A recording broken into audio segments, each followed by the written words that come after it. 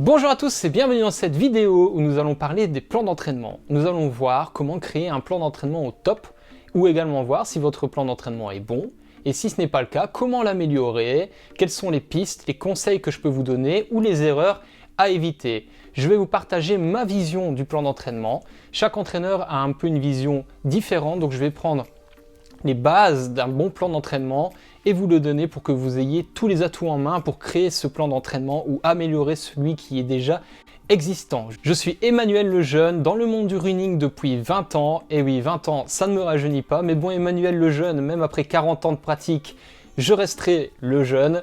Donc voilà, aujourd'hui je suis sportif professionnel dans le monde du triathlon, c'est-à-dire qu'il y a toujours de la course à pied et je vais vous partager l'expérience que j'ai acquise dans le running depuis ces années dans cette vidéo. Bien sûr, si vous êtes nouveau sur cette chaîne YouTube, n'hésitez pas à vous abonner, vous trouverez du contenu que j'ai créé spécialement pour vous et n'hésitez pas également de laisser un petit like avant le début de cette vidéo et c'est parti pour voir un petit peu comment créer un plan d'entraînement qui tient la route selon vos objectifs. Pourquoi je parle d'objectifs? Parce que c'est l'une des deux choses qui sont primordiales avant d'établir un plan d'entraînement. Donc vous devez savoir quels sont vos objectifs. Je dis vos objectifs parce qu'il y a toujours l'objectif numéro 1 et des objectifs intermédiaires. Donc ça, c'est ce que vous devez établir, mais ils doivent être en corrélation avec votre emploi du temps. Et oui, car on a tous une vie à côté du sport et il faut que votre objectif et votre disponibilité et l'investissement que vous pouvez faire dans le sport match ensemble. Donc je donne un exemple, si votre objectif c'est de faire le record du monde de marathon mais que vous ne voulez courir que 2 fois semaine, revoyez votre objectif. Et si par exemple votre objectif c'est simplement de courir 10 km mais vous êtes prêt à vous entraîner énormément, vous pouvez voir plus grand. Donc voilà, il faut adapter l'objectif et votre disponibilité et comment vous voulez vous investir dans vos objectifs. Donc comme je le disais, c'est très important que l'objectif et les entraînements que vous faites collent ensemble, donc vous devez pouvoir tenir le rythme que vous vous imposez à l'entraînement de manière constante toute l'année jusqu'à atteindre vos objectifs. Par exemple, si c'est de pouvoir faire un marathon et que vous évaluez que vous avez besoin de courir 4 fois par semaine, mais qu'avec votre emploi du temps, vous ne pouvez courir que les week-ends, il faut peut-être revoir un autre objectif intermédiaire en attendant. Vous l'aurez compris, une fois que cet objectif est défini et que vous avez votre emploi du temps, par exemple courir 3 fois ou 4 fois, il faut également maintenant tenir compte de votre profil. Et oui, car on ne peut pas courir de la même manière si on est par exemple en surpoids ou si on est débutant en course à pied que si on est déjà un sportif aguerri dans un autre sport ou dans le running d'ailleurs et qu'on a déjà une taille de guêpe. Donc voilà, il faut adapter également à sa foulée, à sa morphologie, à son passé de sportif ou de non sportif, son plan d'entraînement et ça c'est très important pour éviter les blessures et pour pouvoir optimiser votre entraînement et ne pas tomber sur ce qu'on appelle par exemple le surentraînement en voulant en faire trop ou être sous-entraîné par rapport à vos objectifs. Donc ça c'est une osmose à trouver selon chacun, donc c'est important de regarder vers soi où on en est, où on va, donc ça c'est l'objectif et donc l'intermédiaire entre les deux. Donc à titre d'exemple, j'aime bien parler par exemple des gens qui font du 5 km ou du 10 km et qui ont pour objectif de faire un marathon. Eh bien, ils vont passer de 5 km à 10 km, puis un semi. Voilà, il faut des étapes pour atteindre son objectif. Donc il y a une certaine progressivité, on le notera. C'est pareil pour ceux qui veulent perdre du poids grâce au running. Quand on pèse par exemple 89 kg et que l'objectif est 81, on va tendre vers cet idéal qui est l'objectif.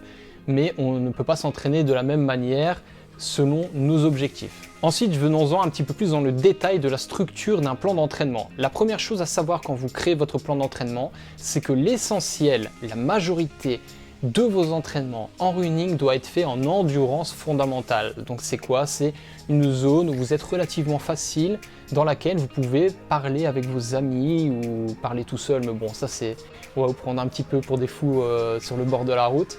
Donc c'est une zone où vous êtes extrêmement facile, où les pulsations cardiaques sont cool et où quand vous finissez l'entraînement, vous vous dites c'est bon, j'aurais pu faire le double. Là, ça veut dire que vous êtes vraiment en endurance fondamentale cool. Beaucoup de runners vont trop vite à l'entraînement. Donc dans votre plan d'entraînement, par exemple, si vous pouvez faire 4 entraînements par semaine, je vous conseille que 3 de ces séances soient destinées à l'endurance fondamentale avec par exemple la zone 1 qui est de la régénération, de la zone 2 qui est du footing et aller peut-être jusqu'à la zone 3 où c'est de l'endurance lente. Tout le monde appelle ça un petit peu différemment, mais la zone 3. Et après, environ 20% de vos entraînements peut être dédiés à de l'intensité ou de l'intervalle avec des séances VMA, des séances de piste, des séances de côte. Ça, vous le retrouverez notamment dans d'autres vidéos que j'ai déjà fait pour vous. Sinon, à part ça, l'idéal, lui, on parle souvent de 80% d'endurance fondamentale, 20% d'intensité. Ça peut être modulé selon la saison. Oui, c'est très important. L'hiver, il vaut mieux privilégier un entraînement de base pour acquérir ce qu'on appelle la caisse en course à pied. On peut monter à 85-90% d'endurance avec juste des petits rappels d'intensité, et plus on se rapproche de son objectif, et là plus on inclut de l'intensité et de l'allure course pour préparer les événements. Ça, c'est important de pouvoir scinder la préparation hivernale avec la préparation estivale et surtout la préparation spécifique à la compétition. Donc quand on prépare un marathon, des allures spécifiques marathon, et quand on prépare un 10 km, des allures spécifiques 10 km, mais avant ça, il faut une base solide d'endurance, et donc c'est pour ça que la majorité des entraînements doit être fait en endurance pour ça et pour bien récupérer de vos séances de fractionner, car si vous fractionnez tous les jours, vous ne récupérez pas, vous ne faites pas de compensation et vous ne progressez pas, vous faites que vous fatiguez et vous avez des difficultés à progresser. Donc n'oubliez pas la première règle qui est de vous entraîner principalement en endurance fondamentale pour toutes ces raisons. La deuxième chose très importante, c'est d'alterner les séances intensives et les séances cool pour pouvoir justement compenser. Donc si encore une fois vous vous entraînez 4 fois, c'est bien d'avoir une intensive de footing, une intensive, un footing, vous l'avez compris, donc avoir toujours des séances difficiles, des séances faciles, et on peut faire ça également avec les semaines, faire des semaines plus difficiles et des semaines plus cool, donc alterner toujours le cool avec l'intensif pour récupérer, compenser et progresser. Quatrième chose, c'est que pour créer un plan d'entraînement qui soit vraiment spécifiquement adapté à vous, vous devez faire des tests ou connaître parfaitement votre niveau. Par exemple, le test dont tout le monde parle le plus souvent, c'est le test VMA, de votre vitesse maximale aérobique, qui vous permet de définir des zones spécifiques à travailler, comme on en parlait avant sur l'endurance fondamentale, ou sur des allures justement de VMA, de seuil.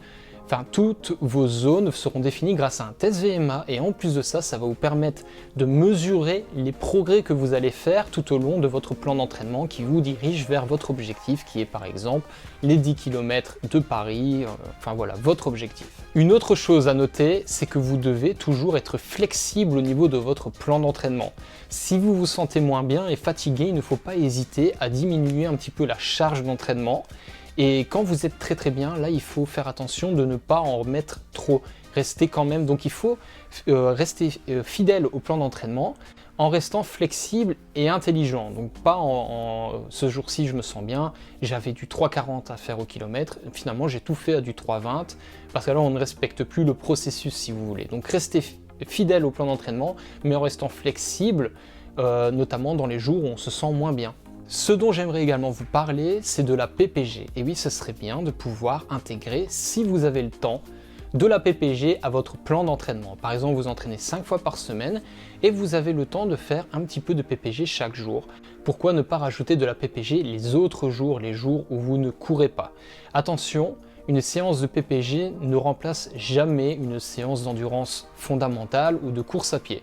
C'est des séances en complément. On ne va pas progresser si on enlève de la course à pied pour rajouter de la PPG. Donc c'est quelque chose qui doit venir en complément une fois que vous avez un beau volume d'entraînement en course à pied. Donc voilà, pourquoi ne pas rajouter de la PPG et du stretching bien évidemment dans vos plans d'entraînement. Encore une chose importante à noter lors de la création de votre plan d'entraînement, c'est que le volume que vous faites à l'entraînement doit être approprié à votre objectif. Si vous êtes un ultra trailer et vous avez pour objectif de faire un 80 ou un 100 km et que vous courez que 20 km semaine, ça ne va pas matcher. Alors que quelqu'un qui a pour objectif de faire un 5 km, avec 20 km, ça pourrait largement suffire. Donc, selon l'objectif, que ce soit un marathon, un 5, un 10, un semi ou encore plus long, selon votre objectif, adaptez le volume de vos entraînements. N'oubliez jamais de respecter les règles principales en course à pied. Elles sont la progressivité. En effet, il faut toujours prévoir d'augmenter les charges et les intensités progressivement pour que votre corps ait le temps de s'adapter et également de s'améliorer. Donc c'est important de ne pas sauter les étapes Et n'oubliez pas également le principe de régularité. C'est mieux de faire plus souvent des petits entraînements que quelques gros entraînements et d'arrêter pendant une semaine. Donc la progressivité et la régularité doivent être les maîtres mots dans votre planification. C'est un petit peu compliqué pour vous de prévoir un plan d'entraînement en partant d'une feuille blanche. C'est possible de prendre un plan d'entraînement basique que vous pouvez trouver un petit peu partout chez un ami et de l'adapter à vous. C'est mieux en tout cas que de prendre un entraînement bêtement écrit sur internet ou prendre l'entraînement d'un ami sans l'adapter. Ce qui est important, c'est vraiment que ce plan d'entraînement colle à vous-même et à vos objectifs. Mais bien évidemment, si vous voulez vraiment progresser à avoir un plan d'entraînement au top, l'idéal c'est de rejoindre un club ou un coach de qualité en tout cas qui va pouvoir vous donner un plan d'entraînement spécifiquement créé pour vous. Et c'est très important quand on veut optimiser sa progression. Et si vous avez des questions supplémentaires ou si vous cherchez un bon plan d'entraînement, n'hésitez pas à me laisser un commentaire en bas de cette vidéo, j'y répondrai avec grand plaisir. En tout cas, moi je vous dis à bientôt sur une autre vidéo sur cette chaîne YouTube et d'ici là, sportez-vous bien!